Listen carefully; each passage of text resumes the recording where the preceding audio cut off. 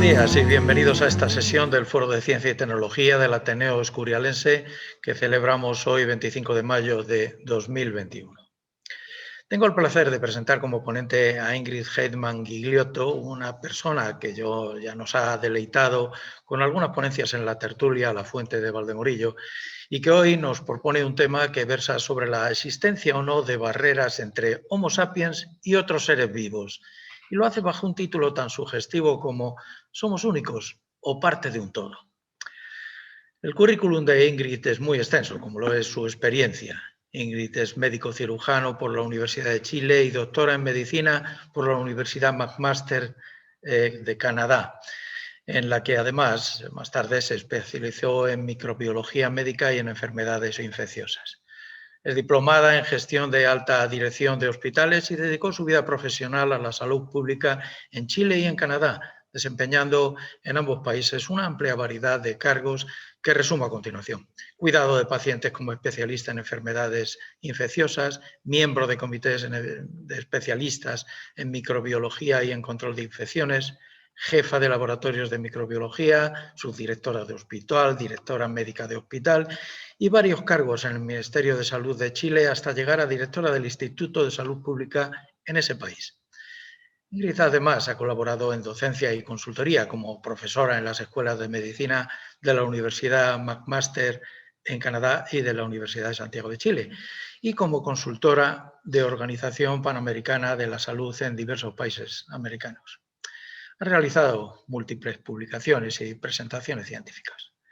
Además, habiéndola escuchado anteriormente, pues puedo añadir y afirmo que es una magnífica comunicadora, clara y amena. Ingrid, es un honor tenerte como ponente en este foro del Ateneo Escurialense. Cuando gustes. Gracias, Abelardo. Te agradezco tu introducción, de verdad.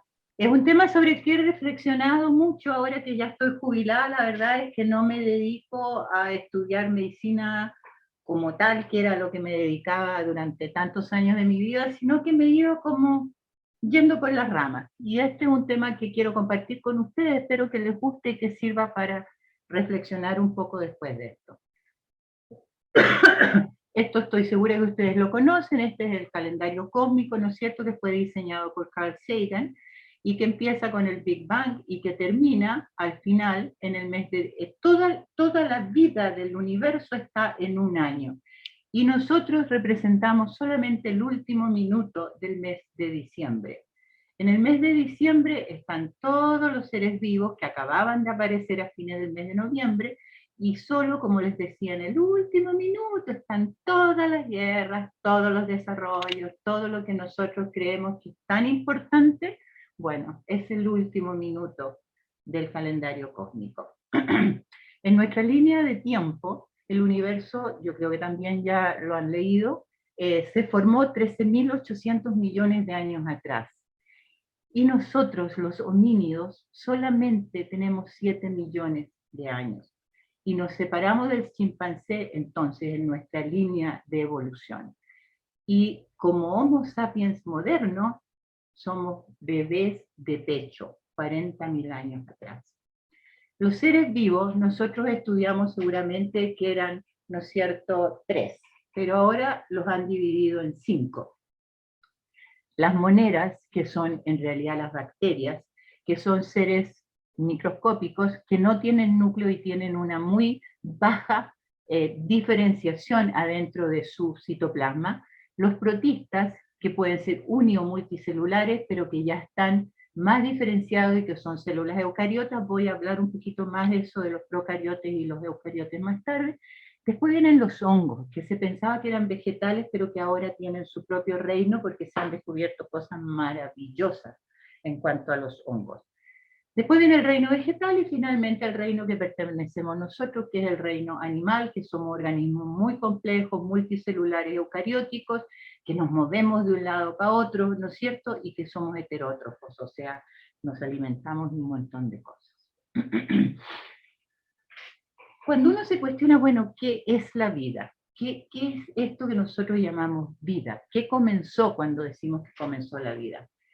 Humberto Maturana, que es un biólogo científico muy reconocido chileno que murió hace muy poco tiempo atrás, ustedes pueden haber oído eso, se preguntó esto a propósito, en los 60, a propósito de una pregunta de un alumno de medicina. Él era profesor además de la Escuela de Medicina, y junto con su alumno desarrollaron este concepto de la autopoiesis, que es la vida se reproduce a sí mismo. Él dice que esto nació porque estaba mirando los ciclos vitales, ¿no es cierto?, el metabolismo de las distintas cosas, el ciclo de Krebs, del cual ustedes pueden haber oído si algo vieron de biología. Todo es cíclico en los seres vivos. Entonces él dijo, nos reproducimos a nosotros mismos, nosotros nos encargamos de mantener esta vida a través de un ciclo. Pero también somos entes discretos, o sea, tenemos una membrana, tenemos una barrera, tenemos algo que nos mantiene unidos como tal y como únicos.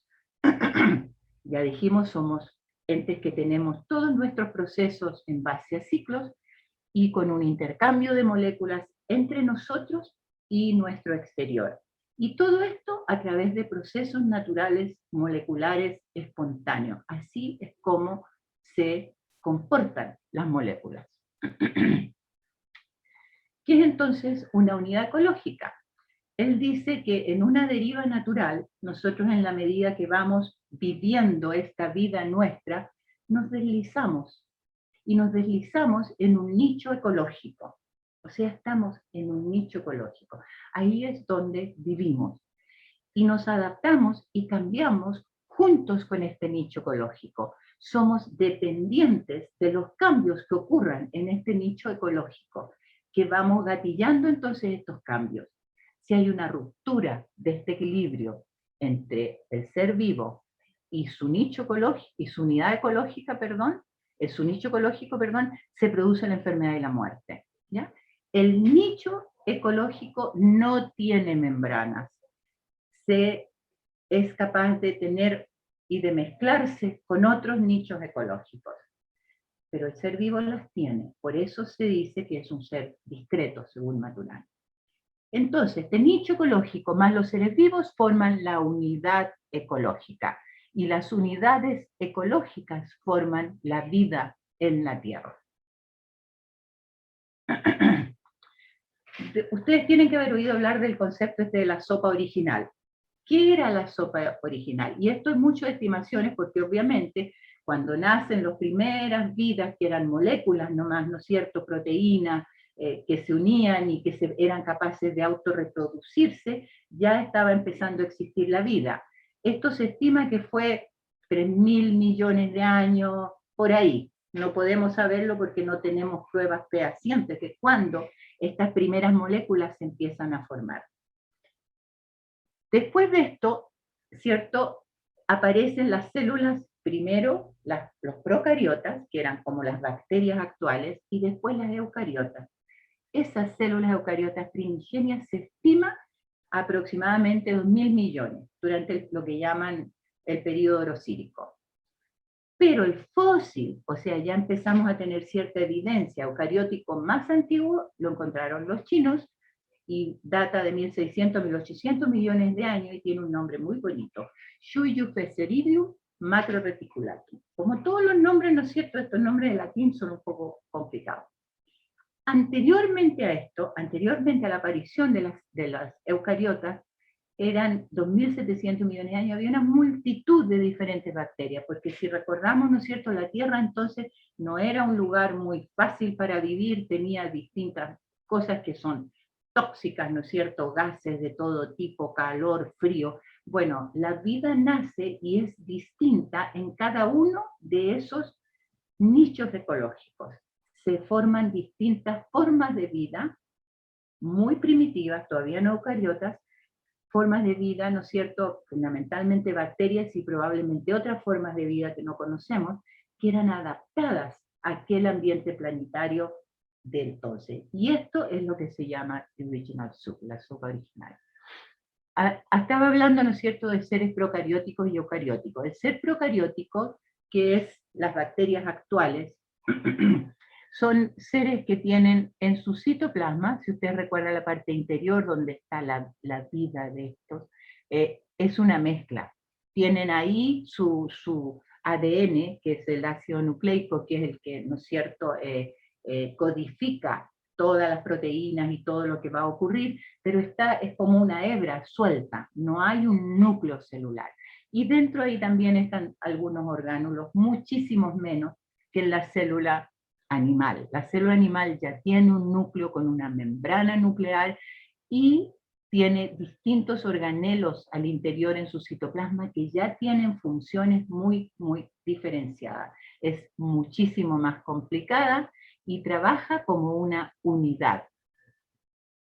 Esta señora se llamaba Lynn Margulis, era una bióloga estadounidense y era la esposa de Carl Sagan, y tuvo 2 hijos con él que todavía hacen muchísimo de cosas ambientales y buscan vida y el cosmos y todo igual que su padre. Ella desarrolló y evidenció una teoría que llamó endosimbiótica.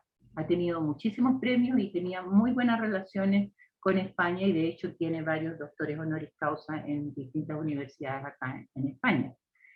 ¿En qué consiste la endosimbiosis seriada? Es una explicación de por qué pasamos de estos procariotas, que les mostré antes, ¿no es cierto?, las bacterias, a las células eucariotas, que son mucho más complicadas, y que son las que forman los ladrillos fundamentales de los seres vivos del reino animal del presente.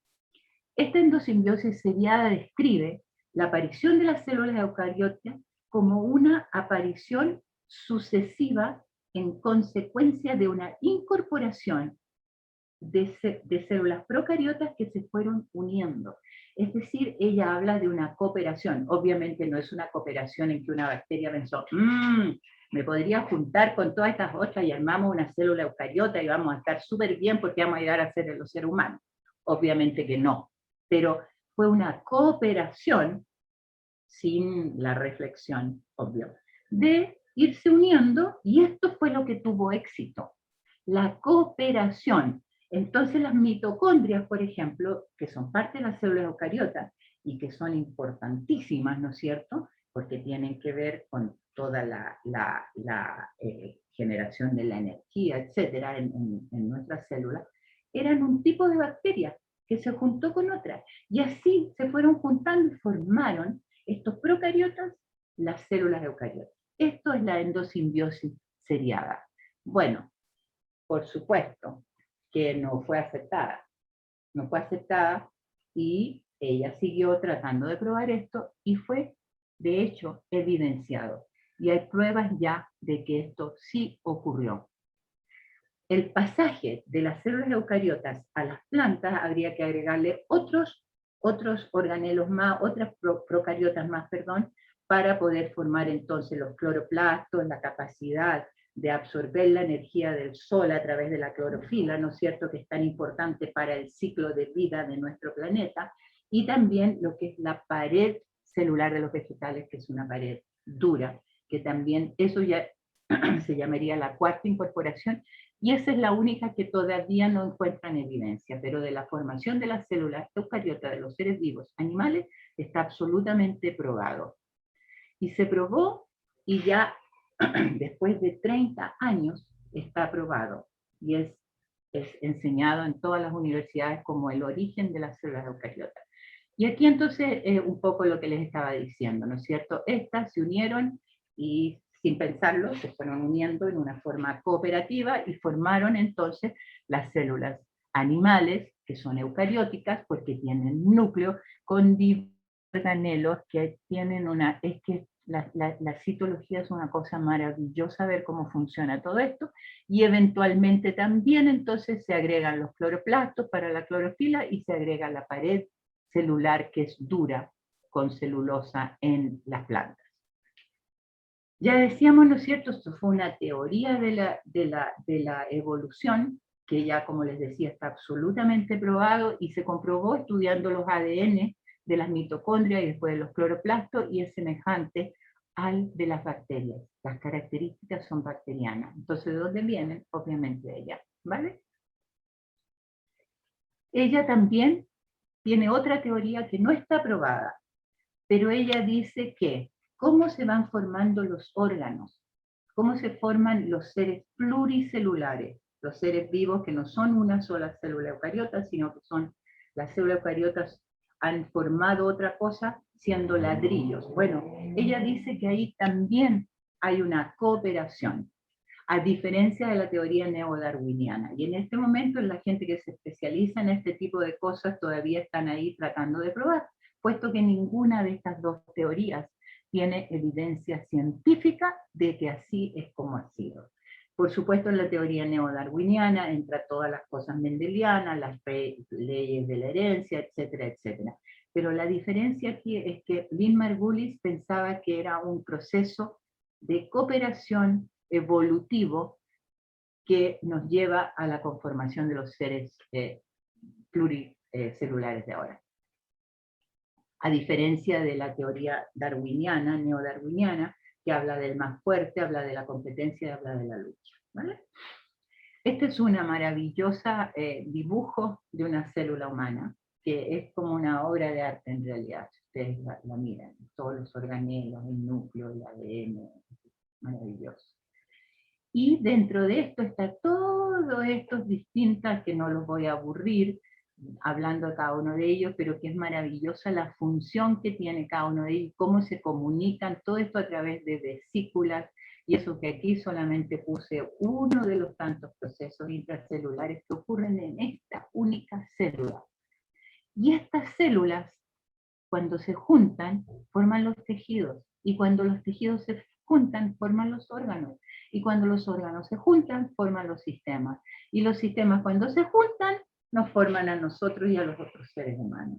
Y esto es lo que está, ¿no es cierto?, en discusión cuando uno habla de la teoría neodarwiniana y de la teoría de Lynn Margulis, que habla uno de cooperación y el otro habla de lucha, competencia y ganar la lucha. Bueno, pasaron siglos y milenios y los seres humanos, después de, ¿no es cierto?, cuando recién surgimos en la Tierra como Homo sapiens, si uno intuye y mira y lo que tenemos como prueba, que no es mucho de lo que ocurrió en aquellos años, pero sí lo sabemos por las culturas aborígenes primitivos, los seres humanos nos sentíamos parte de un todo, parte de esta vida del planeta. Sin embargo, hará unos pocos miles de años atrás, empezamos a pensar que éramos los elegidos, que nosotros estábamos aquí para dominar al resto y que el resto estaba para servirnos a nosotros.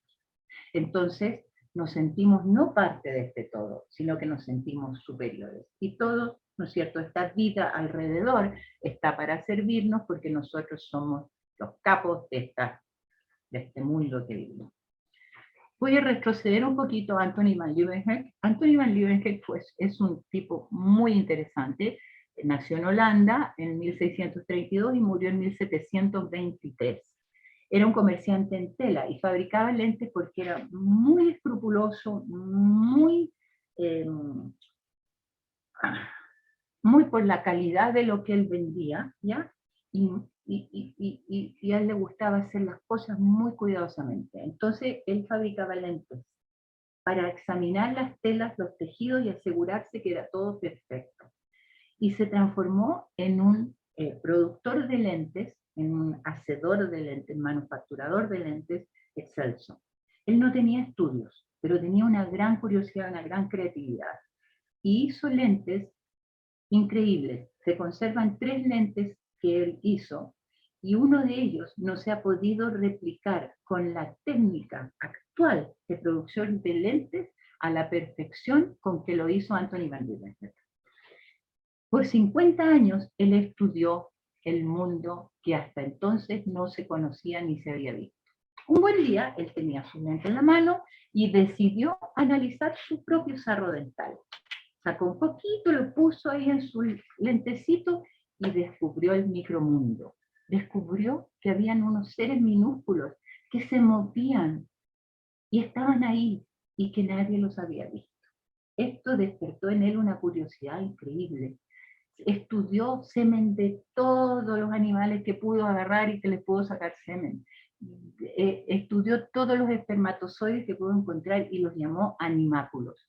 Y se maravilló de los movimientos. Y llegó a tal punto que contrató él con su dinero un ilustrador para dejar constancia de todo esto que él estaba descubriendo. Y esta es una de las láminas que en aquel entonces su ilustrador hizo de lo que él estaba viendo. Si ustedes lo miran, es una obra de arte, con un detalle y con una delicadeza de todo lo que estaba viendo que impresiona hasta el momento actual. Esta es una pulga. Nadie había visto cómo las pulgas estaban formadas, sino que eran estos seres pequeñitos que saltaban, pero mucho más no. Nadie sabía. Bueno, aquí está. Él agarró una pulga, la dividió y la miró por todas sus partes. Y al hacer esto también, él descubrió que el gorgojo no salía por generación espontánea de los granos de trigo y avena, y fue el primer opositor a la teoría de generación espontánea, 150 años antes que Louis Pasteur, aunque nadie le dio mucha bolilla, pero él ya se opuso a la generación espontánea porque vio que el gorgojo salía de estos huevos diminutos. Examinó plantas, tejidos musculares, polen, de todo. Sus hallazgos, él todo esto lo compartía con la Sociedad Científica de Londres, y la sociedad científica se los aceptaba y se maravillaban, pero no lo publicaban. Ahí estaba. Y especialmente no se hablaba de todos sus trabajos que tenían que ver con los espermatozoides. Y no fue hasta la mitad del siglo XX, que todo lo que él investigó sobre los espermatozoides se publicó y se miró y se vio y se le dijo, Van Leeuwenhoek es el padre de la ciencia de la fertilidad, recién ahora, a mitad del siglo XX. Es un legado extraordinario y produjo un salto en lo que era la humanidad antes lo que nos considerábamos y lo que él descubrió. Y el doctor Gamazo, un español, dice que esta es la maravilla de Leeuwenhoek, una persona que estuvo fuera del mundo científico, pero cuya capacidad de imaginar, descubrir, lo llevó muy lejos. Todo lo que a él se le ocurría, lo examinó. Y estas son distintos dibujos de su ilustrador de distintas formas de semen de espermatozoides, y por eso él es considerado en este momento el padre de la microscopía, de la biología celular y de la microbiología. Bueno, ahora si nosotros nos miramos a nosotros como si fuéramos Leeuwenhoek y miramos nuestro cuerpo, veremos que no estamos solos. No estamos solos. Estamos llenos de bacterias y de otros microorganismos. Llenos por todas partes. Bien, Louis Pasteur, que yo creo que todos conocemos nosotros, siguió estos pasos bastantes años después de von Leeuwenhoek. Era microbiólogo, en aquella época se llamaba bacteriólogo, ahora se le llama microbiólogo porque ahora también se sabe que existen los virus y todo, y él fue el primer, diría yo, microbiólogo porque él descubrió los virus, ¿no es cierto? Él no los descubrió, pero fue la primera persona que le dio una gran importancia a los virus. Todos nosotros sabemos que desarrolló la vacuna de la rabia. Y demostró que los agentes causales de las enfermedades infecciosas son los microorganismos. Y hizo mucho trabajo con los procesos de fermentación del vino, de la cerveza, negó la teoría de la generación espontánea y desarrolló la técnica de pasteurización, que aún hasta el día de hoy usamos, ¿no es cierto?, para la leche, etcétera, para esterilizarlo y que no se eche a perder. Bien, después vino Ilya Mechnikov. Ilya Mechnikov era un científico ucraniano que ganó el Nobel en 1908, también profesor del Instituto Pasteur, y fue la primera persona que propone que alguna de estos bichos, porque hasta Pasteur, ¿no es cierto?, o Pasteur, todos estos bichos podían ser malos, o sea, producían enfermedades, pero Ilya Mechnikov dice que hay algunas de estas que son buenas, que nos sirven. Y él propuso que las bacterias ácido-lácticas, los lactobacillus como les conocemos ahora, son beneficiosas y que modificando las bacterias intestinales tal vez podríamos incluso prolongar la vida. Saber o conocer. Cuando uno cree que sabe, no aprende nunca más nada. porque ya sabe, ya lo sabe. Cuando uno cree que sabe, la curiosidad baja. Y por eso Sócrates, a través de Platón, nos dejó ese dicho: solo sé que nada sé. Mientras más sé, más me doy cuenta de lo que no sé. Y esto fue dicho 400 años antes de Cristo. Entonces un buen científico está siempre en descubrimiento, siempre cuestionando, siempre pensando, bueno, esto es lo que conozco hasta ahora, pero ¿cuánto me falta por conocer? ¿Cuánto me falta para realmente saber, para tener la verdad que nunca la vamos a conseguir completamente? En la última década, solamente en la última década, en el siglo XXI, están de moda las bacterias que nos habitan. Se han producido grandes descubrimientos y cambio de verdades que teníamos hasta hace 20 años atrás. Se pensó, cuando esto recién empezó a mirarse, que si ustedes miran como el cuerpo humano, que todo esto sería el número de células bacterianas y que solamente estas serían las células de nuestro cuerpo eucariota. Esto era porque teníamos una proporción, según los primeros estudios, de 10:1. Bueno, ahora sabemos que no es tanto, es más o menos mitad y mitad. Ahora se sabe que el ratio de células bacterianas a células humanas es de 1,3:1, ¿vale? Y 38 billones de bacterias tenemos en el colon, y ahí es donde está el 90% del total de bacterias que nos habitan y que son parte de nosotros. Y pesan solamente entre medio kilo a 1 kilo. Esto recién fue publicado en el año 2016. ¿Cómo se llamaba? Cuando yo entré a estudiar microbiología, lo llamábamos flora normal. Esta es la flora normal. Es lo que está ahí, ¿no es cierto?, viviendo dentro de nosotros, encima de nosotros. Nos colonizan, no nos hacen daño, pero ese es su rol, estar ahí. Después, esto en el 2014 se le cambió porque se vio que había probablemente más cosas con esta flora normal. Y se le cambió el nombre a esto a microbiota. Son una comunidad de microorganismos vivos en un nicho determinado ecológico: colon, piel, boca, tracto respiratorio, ojos, etc.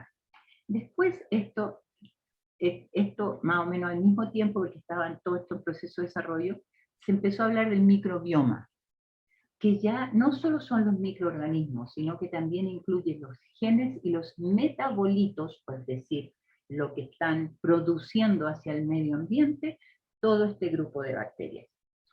Cuando hay una pérdida del equilibrio entre las células del organismo y estas todas células microbianas que nos habitan, habla de disbiosis.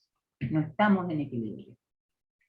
Y lo que más recientemente se está hablando es de los superorganismos, o holobiontes, que es la totalidad de los organismos en un ecosistema dado.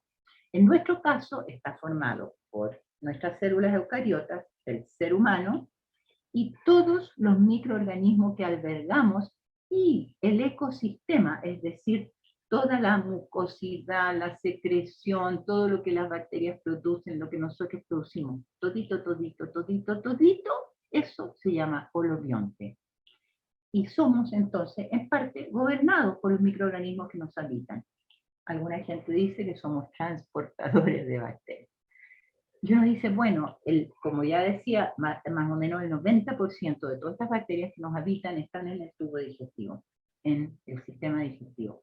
¿Pero dónde en el sistema digestivo? Bueno, ustedes tienen que haber visto que el intestino por dentro, desde el estómago hasta, ¿no es cierto?, el ano, tiene múltiples vellosidades. Y esas vellosidades dan una casita de lo más confortable para nuestra microbiota intestinal. Están metiditos en medio de todas estas vellosidades, viven felices ahí. ¿Qué hace esta microbiota? ¿Por qué la tenemos? ¿Por qué evolucionamos de esta forma? Bueno, ellos modulan nuestra fisiología, nos equilibran, son parte importantísima de nuestra vida. Tienen que ver con el metabolismo, disminuyen el gasto energético, aumentan acceso a nutrientes, producen nutrientes que nosotros necesitamos, aumentan el metabolismo de los ácidos grasos de cadena corta, que son súper importantes y lo vamos a ver, aumentan o disminuyen la adiposidad, o sea, la obesidad, dependiendo de cómo están. Tienen que ver, y esto es súper nuevo, estos son los últimos 10 años, tienen que ver con nuestro comportamiento y nuestra salud mental, tienen que ver con nuestra función intestinal. Nuestro intestino alberga casi la mitad o más de las células que tienen que ver con nuestra inmunidad. Si ustedes lo piensan, todo esto que llega de afuera, nosotros tenemos que tolerarlo si no es dañino, porque si no estaríamos con una hiperreactividad del sistema inmunitario y no podríamos sobrevivir. Todas estas bacterias que forman parte de nuestra microbioma nos hacen un trabajo de tolerancia, presentan estos antígenos, estas diversas cosas que nos van entrando cuando se está formando el sistema inmunitario. Esto es en la formación, cuando somos pequeñines, cuando recién nacemos e incluso se cree que antes. Lo presentan al sistema inmunitario y le dicen, mira, este es bueno, así que tú tranquilito nomás porque este es bueno, este no te va a hacer nada. Y eso es importantísimo. La tolerogénesis, antígenos diferentes, es muy importante. Es lo que ocurre en las mujeres cuando empezamos a desarrollar un feto en nuestro interior. Ese feto generaría una reacción de expulsión, porque es distinto de nosotros. Sin embargo, se produce una toleragenicidad que nos hace que toleremos a eso diverso. Bueno, esto es lo que ocurre y una función importante de esta microbiota. Tienen que ver con la motilidad, con la permeabilidad intestinal, tienen que ver con la formación de nuestros huesos, tienen que ver con la formación de los vasos intestinales. ¿Ya? El 80% del sistema inmunitario está en nuestro intestino.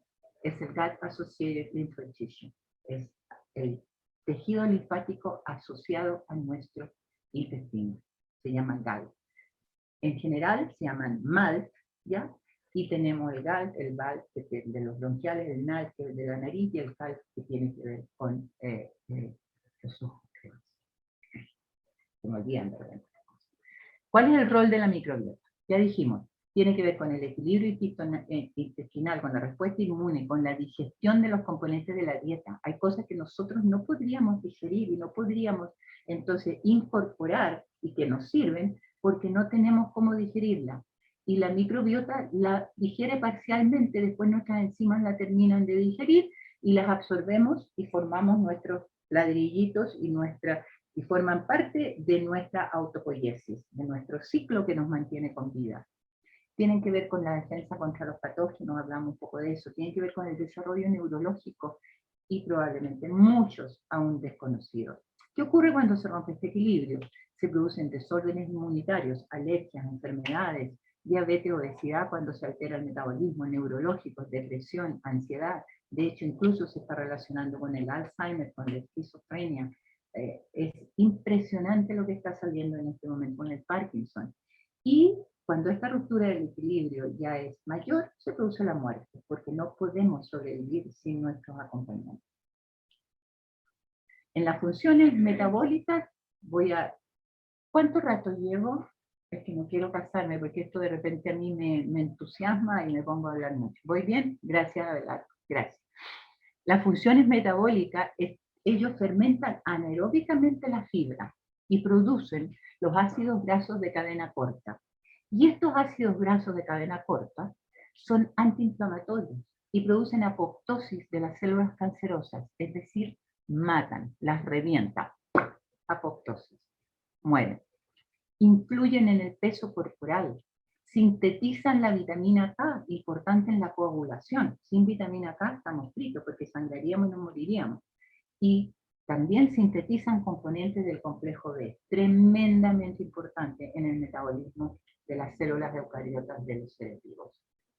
En relación a la respuesta inmune, nosotros vivimos en lo que se llama una simbiosis homeostática con nuestros bichitos, con nuestro jardín que nosotros tenemos que cuidar, es un jardín, tenemos un jardín metido junto con nosotros, ¿vale?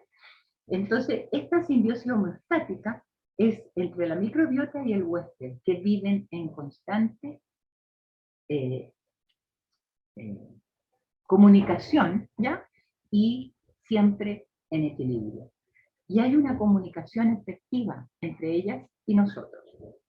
A través de sustancias inflamatorias, cambian la IgA-S a IgA, que es la que nos sirven, hay un ambiente tolerogénico, estimulan nuestro sistema inmunitario, hay una comunicación, todo el tiempo nosotros nos estamos comunicando con ellos, especialmente en el intestino, pero ocurre a todo nivel. Y hay gente ya que está postulando que la microbiota es un órgano más en nuestro sistema inmunitario, ya no son separados de nosotros, es un órgano más. Hay varias patologías que ya claramente están asociadas a disbiosis. La obesidad, la diabetes tipo 2, los cánceres colorectal, gástrico, el hepatocarcinoma del hígado, enfermedades inmunitarias, por ejemplo el asma, el síndrome del intestino irritable, la enfermedad celíaca, la enfermedad inflamatoria intestinal, la enfermedad de Crohn, la colitis ulcerosa, la esteatopatitis del hígado graso, las diarreas por clostridium difficile. Este es un tema súper importante y me acuerdo cuando yo practicaba la medicina en la enfermedad infecciosa, teníamos unos problemas tremendos de repente con el CIDIF. La enfermedad por clostridium difficile es una diarrea espantosa que se produce generalmente asociada a antibióticos de amplio espectro. También se produce bastante en los pacientes renales que están en hemodiálisis. Y en muchos casos refractarios al tratamiento, y nos veíamos que no teníamos qué hacer. ¿Qué hacemos? ¿Qué hacemos? Les dábamos antibióticos a los cuales el Clostridium difficile es sensible, pero hay casos que no respondían. Bueno, ahí se inventó entonces el uso de trasplantes fecales. El trasplante fecal tiene, en estos casos refractarios y graves de Clostridium difficile, una efectividad del 90%. Si después les interesa, les puedo contar cómo lo hacemos, pero no quiero alargar más esto, pero es poner una sonda y de verdad, o sea, después de toda una preparación, dar de comer a la persona enferma caca, tal cual, caca. O sea, de una persona sana, se sacan toda esta flora normal y se le meten a través de una sonda, previa preparación. Y esto es súper interesante porque los chinos hace 5.000 años atrás ya hablaban de la sopa amarilla. Y la sopa amarilla ustedes se pueden imaginar lo que era. Caquita con agüita para la gente que tenía diarrea y les funcionaba. Las posibilidades de trasplante fecal entonces ahora se está hablando en otras patologías de este tipo, ya no solo en las diarreas por Clostridium difficile, está en investigación en este momento en las enfermedades inflamatorias intestinales. Se ha visto que la diabetes, disculpen, no importa, se ha visto que la diabetes tipo 2, aquí me fui, no sé qué dice, algo dice Abelardo que no sé qué dice. Bueno, ciertas bacterias causan, tengo aquí, anterior. Bien, bien, ya. La prevalencia de la diabetes tipo 2 ha aumentado y se cree que puede tal vez estar relacionada a cambios en la dieta, que nosotros todos sabemos que tenemos dietas ricas en grasas y azúcar. Esto, ¿no es cierto?, muy fomentado por las grandes empresas que producen alimentos ya preparados. Si cambiamos lo que ponemos en nuestro sistema digestivo, cambiamos los microbios que viven ahí. Hay investigadores en Holanda que muestran que se puede cambiar la flora microbiana a algo más saludable si es que tenemos problemas. Y ya se ha estudiado que hombres obesos con resistencia a la insulina, si reciben microbios provenientes de hombres sanos delgados, luego de 6 semanas responden mejor a la insulina, su glicemia baja y su peso baja también. Su peso disminuye. Entonces, también sabemos que ciertas bacterias en nuestra microbiota causan ansias por alimentos de muchas calorías. Algunas bacterias hacen que nosotros deseemos comer cosas con azúcar o pan, ¿ya?, con muchas calorías. La disbiosis, y ya sabemos, esto también ya está investigado y publicado en la literatura científica, que la disbiosis intestinal, ya sabemos lo que es la disbiosis, toda esta alteración del equilibrio de la microbiota intestinal, suprime la producción de la hormona leptina, que es una hormona que nuestro intestino produce y que nos avisa acá arriba que ya comimos suficiente. Es la sensación, estoy satisfecho, estoy satisfecho. La leptina es la que produce eso. Cuando hay disbiosis intestinal, la leptina no se produce de la misma forma que en una persona normal. Y entonces sabemos también que más calorías son absorbidas en los intestinos que tienen disbiosis. Algunas bacterias recientemente descubiertas entonces pueden determinar si su huésped es obeso o delgado. Las personas delgadas ya sabemos que tienen una microbiota que es mucho más numerosa. Sabemos también, porque también se ha estudiado, que los habitantes en los países en desarrollo tienen mayor y más variedad de bacterias en su microbiota, y no hay muchos obesos. No hay muchos obesos por ahí, y no es siempre porque no tengan que comer. Hay gemelos, se ha hecho estudios en gemelos, o sea, genéticamente dos personas que tienen el mismo ADN, genéticamente iguales. Pero hay algunos que son obesos, esto ya les costaba encontrar un par de ellos, pero los encontraron, en que uno de los gemelos es obeso y el otro delgado. Y sacaron microbiota intestinal de cada uno de ellos y se lo dieron a ratones. Hay cepas de ratones que son estériles, que no tienen bacterias. Estos son animales de laboratorio, obviamente. Los que recibieron microbiota del gemelo obeso se volvieron obesos. Y los que recibieron microbiota del delgado permanecieron delgados o se volvieron más delgados. Y los ratones y los gemelos delgados también se sabe, tenían una microbiota mucho más diversa. Estos son, no voy a entrar en esto, pero esto es, son los estudios, y hay muchísimo, esto nada más que lo quise poner como un ejemplo, de la relación entre el cáncer gástrico y algunas de nuestras bacterias, especialmente, y ustedes lo tienen que haber oído nombrar, el Helicobacter pylori, que ya está bastante demostrado que tiene que ver no solo con esta gastritis, sino que también con el cáncer gástrico. Y por supuesto, hay gente que pensó, bueno, a lo mejor esto también tiene que ver con el envejecimiento. Y hay un estudio español que fue publicado en la revista científica Aging el 2016, como les decía, es un estudio español. ¿Y qué hicieron estos científicos? Bueno, ellos tenían un gusanito de laboratorio que se llama Cenorhabditis elegans, y lo alimentaron con una dieta rica en Bacillus subtilis. Y vieron que estos gusanitos que habían alimentado con este bacilo vivieron entre 43 y 58% más tiempo que con la dieta estándar que se le da en el laboratorio a estos gusanos. Capaz que también tengan que ver con el envejecimiento. Ahora, sabemos que nos pueden causar muerte prematura, la disbiosis, por problemas de enfermedad, pero esto es prolongación de la vida. Ahora, ¿qué va a resultar de esto? Todo esto está en progresión, ¿no? Ahora, ¿cómo ocurre esto? ¿Qué pasa si estas bacterias viven dentro del intestino? Y se supone que el intestino, ¿no es cierto?, el epitelio intestinal solo deja pasar moléculas y nada más. Bueno, esto se hace a través de lo que se está llamando el eje intestino-hígado-cerebro. Hay una comunicación entre nuestro cerebro y nuestro intestino adentro.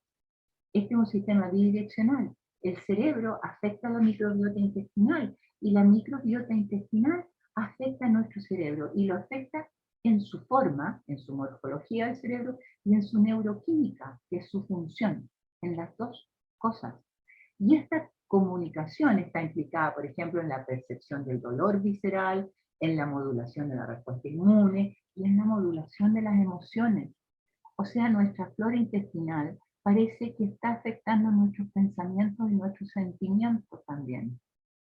Ahora, ¿qué es el nervio vago? El nervio vago es un nervio maravilloso. El nervio vago se llama vago porque embriológicamente, cuando el embrión todavía no nos separábamos, no formaban nuestro cuerpo, ¿no es cierto? El callado de la aorta, que es esto, el nervio vago se le ocurrió que iba a pasar por abajo, ahí está todo cerquita por aquí, en una pelotita, ¿no es cierto? Pero ocurre que después el callado aórtico va bajando, baja al tórax y queda aquí, baja con el corazón y toda la formación de todos nuestros órganos en la embriogénesis. y por lo tanto estira el nervio vago, y el nervio vago se va a dar una vuelta por acá, y después sube para inervar acá, y baja para inervar acá. Entonces, vagabundea. Y de ahí que los anatomistas le pusieron el nervio vago. Y va desde aquí, dice que hasta el ángulo esplénico del colon, que es, ¿no es cierto?, aquí donde está el vaso, pero la verdad es que el nervio vago llega hasta el ano. Inerva todo esto, nos inerva todos nuestros órganos internos, todo, todo, todo, y tiene fibras que salen y se comunican hacia abajo con los órganos, pero también tiene fibras aferentes que suben y comunican a nuestros órganos, porque esto todo tiene que estar en equilibrio. Ustedes recuerden que el 95% de la función de nuestro cerebro nosotros no la manejamos, se maneja sola. El ritmo cardíaco, si tenemos taquicardia, si tenemos bradicardia, cómo funciona el intestino, todo eso se maneja solo. El 95% del cerebro está dedicado a mantenernos vivos y nosotros no nos preocupamos. Nosotros no decimos, parece que necesito un poquito más de frecuencia cardíaca porque voy a correr. No, no, no, no, señor. Todo eso lo hace solito ese 95% de nuestro cerebro que nosotros no manejamos, que maneja nuestro inconsciente. Y el nervio vago es una parte importantísima de todo lo que funciona bien en nuestro cuerpo. Pero ¿cómo lo hace? El nervio vago, si ustedes recuerdan esas vellosidades intestinales que yo les mostraba, estas son estas vellosidades intestinales en un dibujo y muy aumentadas de tamaño. Bueno, estas vellosidades intestinales, el nervio vago llega con su fibra hasta todas ellas, a las glándulas, a las vellosidades, a las criptas, a todas partes. Llega, inerva todito, todito, todito, ¿ya? Y tiene un 80% de fibras que vienen de los órganos hacia el cerebro y un 20% de fibras que van de vuelta y le dicen, oye, aumenta la frecuencia cardíaca, oye, intestino, estás comiendo, así que genera toda esta bilis, apriétate vesícula biliar para que salga la bilis, páncreas, apriétate para que salgan, ¿no es cierto?, todas las enzimas que van a digerir las proteínas, etcétera, etcétera, etcétera. Todo esto está ocurriendo y nosotros vamos a seguirse por la vida mirando las mariposas.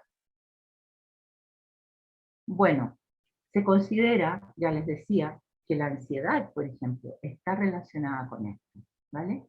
Y que por lo tanto, yo creo que puse la presentación errónea. Vamos a ver, bueno.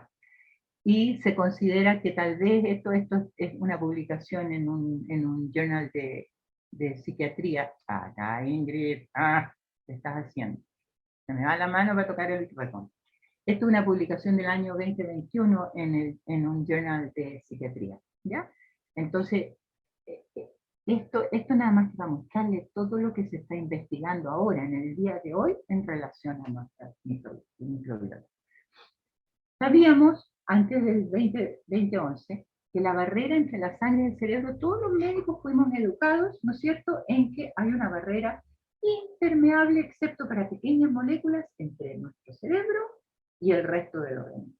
Por eso que no nos infectamos muy raramente en el cerebro y solo pasan pequeñas moléculas.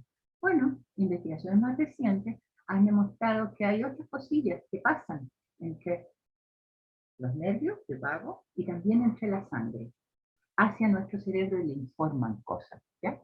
Y por eso se cree que este microbioma puede jugar un rol en enfermedades cerebrales, y se está investigando su rol en el Alzheimer, en el Parkinson, en la depresión, en la esquizofrenia, en el autismo, en la esclerosis múltiple, y dale, y dale.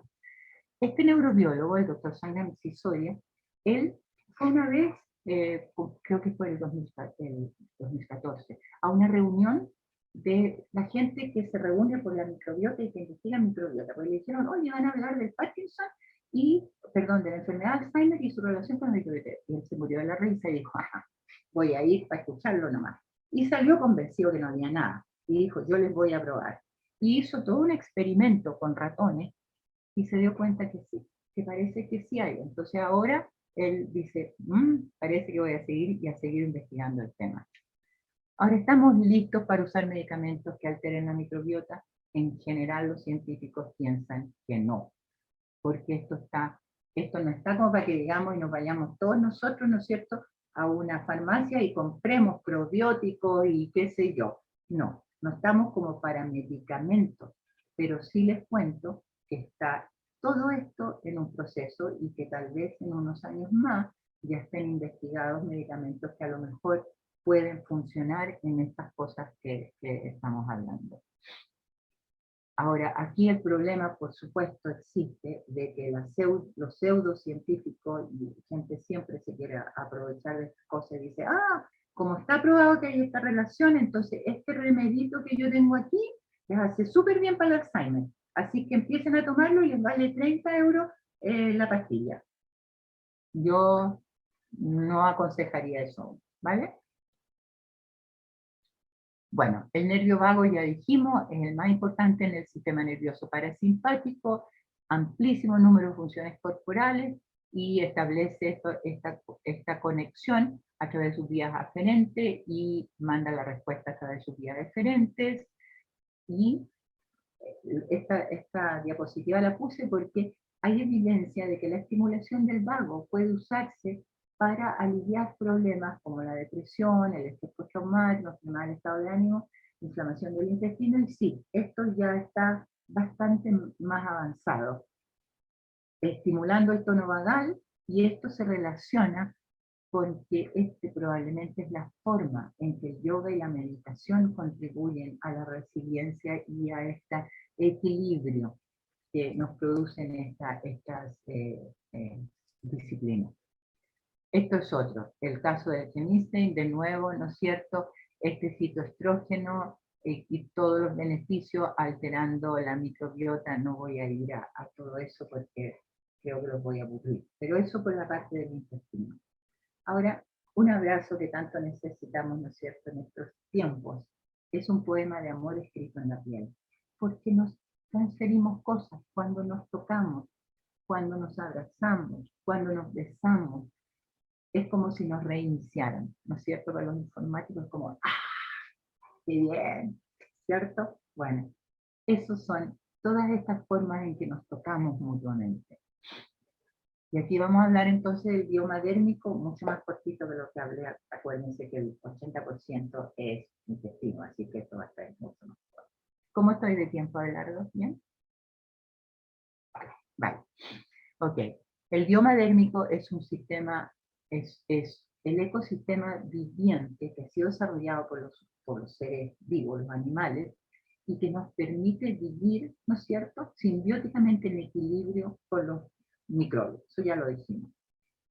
En la piel, nosotros tenemos microorganismos en la piel misma, en los folículos del cabello, en las glándulas sebáceas, en las glándulas sudoríparas, en los músculos filoerectores, que son los músculos que nos paran los pelos cuando tenemos frío, o cuando tememos algo, o cuando vamos a pelear. Toda esta zona está llena de péptidos, de proteínas, de lípidos, ya dijimos, ¿no es cierto?, todas estas sustancias que están ahí, y asociado a esto, la microbiota de la piel. Tiene varias funciones la microbiota. Nos ayuda a resistir la infección de patógenos.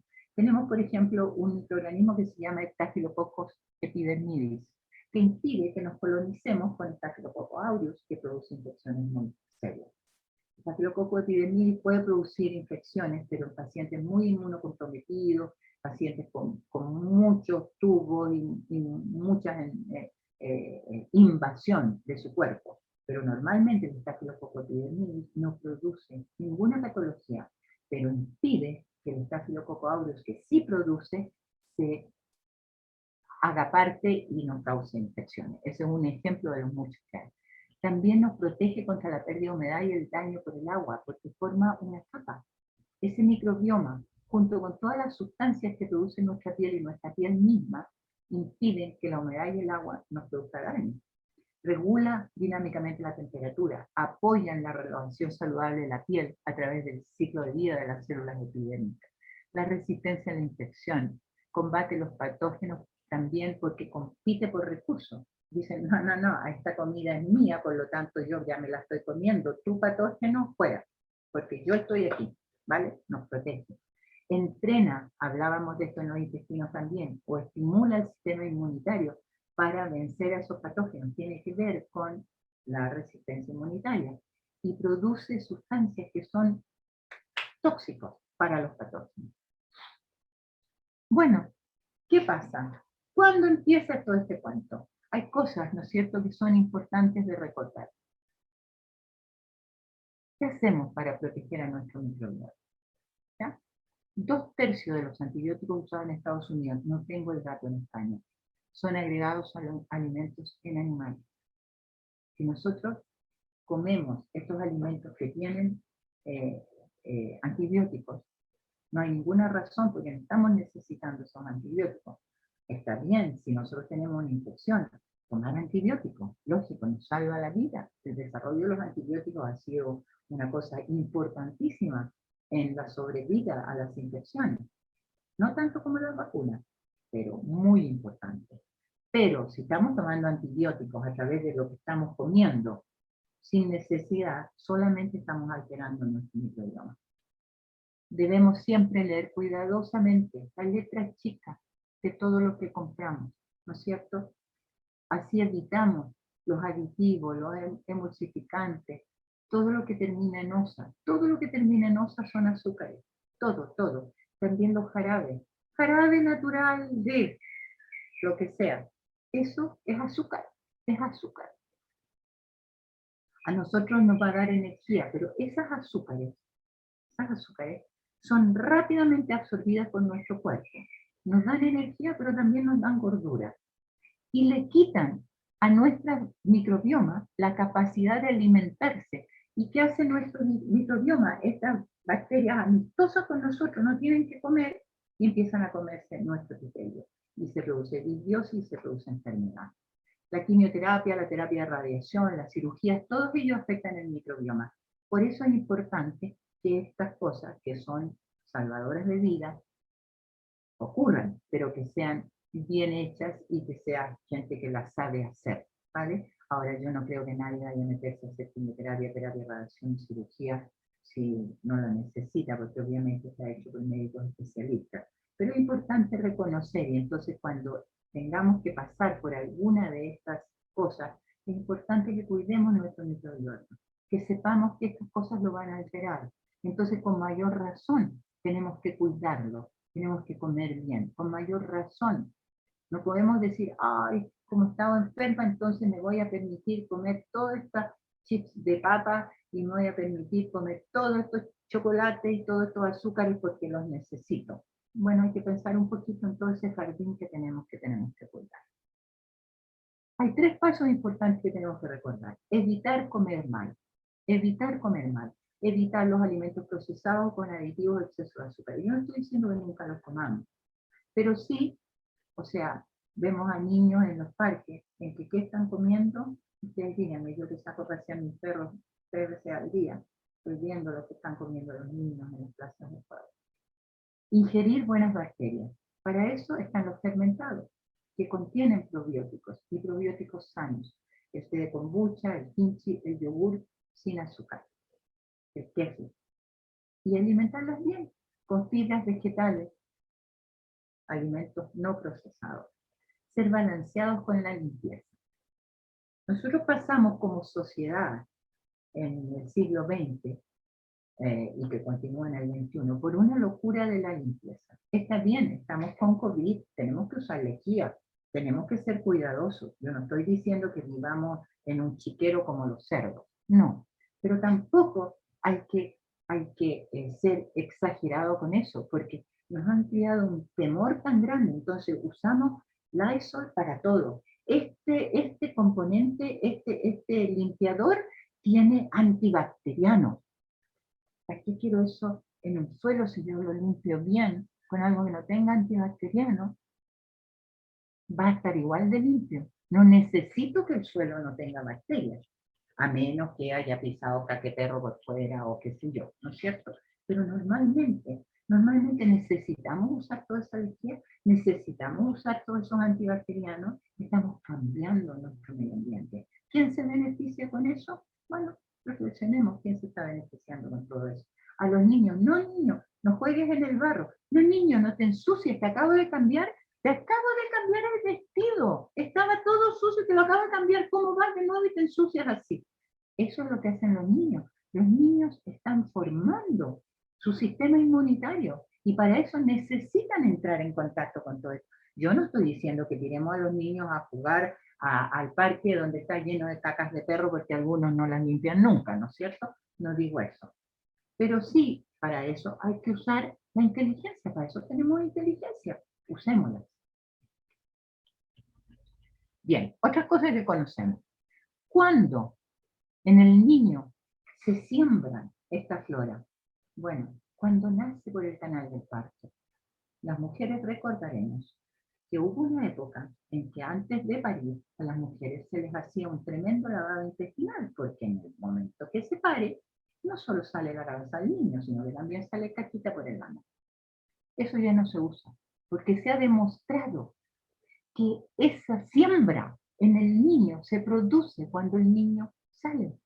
Es la primera siembra de la flora normal microbiana en el niño. Por lo tanto, cuando hay que hacer una cesárea, sí, hay que hacer una cesárea y va a salvar a ese niño y a esa madre. Pero no porque sí, porque a mí me conviene, porque yo estoy viajando a Italia el 20 de junio y tengo fecha justo para el 19 y no quiero, pero como puede ser una semana antes, entonces voy a arreglar con mi ginecólogo obstetra de que me haga una cesárea el 10. Y eso yo lo digo muchas veces. Y eso no es bueno, ni para la madre, ni para el niño. La fórmula, si no puedo amamantar, porque en realidad no puedo amamantar, está bien, para eso está la fórmula, ya no le tenemos que dar leche de cabra diluida y andar buscando por no sé dónde leche de cabra, que era como en la época de nuestros abuelos. No, hay fórmulas, han sido también salvadoras, pero la fórmula no es tan buena como el amamantamiento, porque en el amamantamiento no solo se le pasa nutrición al bebé, se le pasan anticuerpos a través del calostro y a través de la leche materna, anticuerpos a los que la madre ya es resistente, pero también se le pasa flora, se le pasan bacterias sanas que van a sembrar a ese niño de un microbioma sano, ¿vale? Después, ¿han visto ustedes a veces al papá que se le cae el chupete al niño, lo agarra, ¿cómo lo limpio? Se lo mete a la boca y se lo mete al niño. Esa es la forma que los padres siembran en sus hijos la flora oral y muchas otras. Pero eso no está mal, porque mucha gente dice, ¡ay, mira lo que hizo! Le va a pasar sus gérmenes. Sí, le va a pasar sus gérmenes. Qué bueno que le va a pasar sus gérmenes. Qué bueno. ¿Entienden? Hay una clara asociación descubierta entre el uso de antibióticos y enfermedad intestinal inflamatoria en los niños. Se ha hecho la investigación. Gente que tiene enfermedad inflamatoria de los intestinos y se mira para atrás, y esos chicos recibieron mucho más antibióticos cuando eran niños. Entonces parece haber una asociación. No digo que un niño, si tiene una amigdalitis fultácea llena de pus, una infección, una neumonía, etcétera, no se le dé antibióticos, por supuesto, o sea, soy infectóloga, he usado antibióticos toda mi vida en mis pacientes, pero nunca porque pudiera ser que entonces mejor le doy antibióticos, o mejor voy al médico porque esto parece que no es un resfrío, parece que aquí hay algo más, y le voy a pedir al médico, doctor, deme antibióticos por favor, porque yo creo, no, ¿me entienden? Entonces, que las indicaciones de todas estas cosas sean las adecuadas, sean válidas. Bueno, prevención de las crónicas, de cáncer y otras cosas. Consumo diario de alimentos ricos en fibras, frutas, verduras, granos, semillas, bajos en grasa. Evitar o reducir. Yo no digo si es rico tomarse una cerveza cuando a mí no me gusta, pero sí un pequeño vasito de vino blanco, lo que sea. Pero reducir el consumo de alcohol. Cumplir las reglas de seguridad laboral. Evitar exposición innecesaria a rayos, evitar exposición al luz, evitar el tabaco, evitar ser ahumado, pero evitar el sedentarismo, el sobrepeso, lo decía, evitar ser manipulado y manipular a otros, detecte y elimine su conducta de autosabotaje. Cosas que nos van a dar una vida más plena. Hay un proyecto que tiene el NIH en Estados Unidos que se llama el Human Microbiome Project, que es como el proyecto que hicieron para decodificar todo el ADN humano, todo el genoma humano. Bueno, ahora tienen un Human Microbiome Project. Es un tremendo equipo de científicos que están creando un mapa de todo el microbioma normal de los humanos, en los intestinos, en la cavidad oral, en la piel, en las vías aéreas, en el tracto intestinal, en la sangre y en el ojo, que son los lugares donde tenemos bacterias. ¿Y por qué se está pudiendo hacer? Porque hay un desarrollo tremendo de las tecnologías genómicas. Por eso que, porque está este desarrollo tremendo de las tecnologías genómicas, es que pudimos tener vacunas contra el COVID con la rapidez que la tuvimos. No es que las vacunas estén malas o que porque ahora tan rápido y antes se demoraban años y meses, es porque tenemos técnicas distintas que son mucho más rápidas que lo que eran anteriormente. Entonces ahora podemos realmente investigar cuáles son las bacterias que tenemos, en qué proporción, cuál es su relación, etcétera, etcétera. Bueno, pero es importante decir que antes de Hipócrates nos dijo ya, antes de curar a alguien, pregúntale si está dispuesto a renunciar a las cosas que le enfermaron. Hay muchas cosas que nosotros sabemos que nos enferman, pero que igual hacemos. Entonces, no digo que de repente uno no las haga, pero hay que tener un poco de fuerza de voluntad si es que queremos permanecer sanos. Y no nos olvidemos, los abrazos y todo eso, estamos sintiéndonos calientitos, nos estamos reiniciando, pero también cuando tenemos relaciones con otra gente estamos compartiendo nuestras bacterias. Y esta la puse, esta de acá, porque me encanta. Es, ¿no es cierto?, el pale blue dot que le llamó Carl Sagan. Ahí está la Tierra. Ese puntito que espero lo alcancen a ver, ¿lo ven? Es un píxel. Eso es donde nosotros estamos. No somos tan súper dúperes como creemos a veces. Eso somos. Entonces, mantengamos esto, mantengámonos internamente, mantengamos nuestro jardín y mantengamos este tremendo jardín que es nuestro planeta. ¿Vale? Entonces, ¿somos únicos o somos parte de? Somos parte del ciclo de la vida, somos parte del ciclo. No estamos ahí para servirnos de los demás, estamos para ser parte de ellos. ¿Y qué será? ¿Será cooperación? ¿Será lucha y sobrevivencia del más fuerte? Es una decisión que nosotros tomamos. Al final, nuestra decisión es una decisión individual, usando nuestros sentimientos, pero discerniendo con nuestra razón. Para eso la tenemos, para que reflexionemos sobre los caminos que se nos muestran a futuro. Y hablemos de eso con nuestros nietos, con nuestros hijos, con nuestros amigos. Y eso es mi presentación ahora. Espero que les haya gustado.